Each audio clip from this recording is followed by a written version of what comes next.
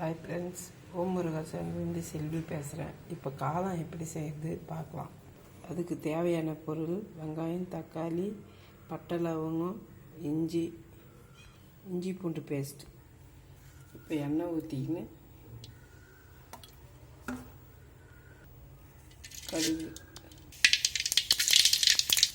இப்போ வெங்காயம் போட்டுக்கலாம். இப்போ காளானை சின்ன சின்னதாக கட் பண்ணி எடுத்துக்கலாம். நல்லா வெங்காயம் வதங்கிச்சு, இஞ்சி பூண்டு பேஸ்ட் போட்டுக்கலாம். இப்போ தக்காளி போட்டுக்கலாம். தக்காளி போட்டு நல்லா வதக்கலாம். வெங்காயம் தக்காளி நல்லா வதங்கிச்சு. இப்போ காளான் சேர்த்துக்கலாம். காளான் சேர்த்து நல்லா வதக்கலாம். இப்போ உப்பு சேர்த்துக்கலாம். இப்போ மிளகா தூள் போடும். இப்போ நல்லா கலக்கலாம்.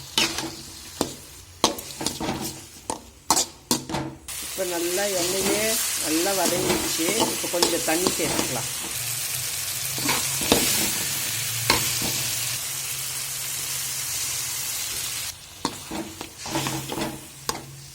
நல்லா கலக்கிட்டேன். இப்போ பாருங்கள், காளான் ரெடி ஆயிடுச்சு தொக்கு. இப்போ கொத்தமல்லி போட்டுக்கலாம். சூப்பராக ரெடி ஆயிடுச்சு பாருங்கள். இப்போ செம்மையாக இருக்குது பாருங்கள் காளான். இப்போ காளானுக்கு தோசை ஊற்றிக்கலாம்.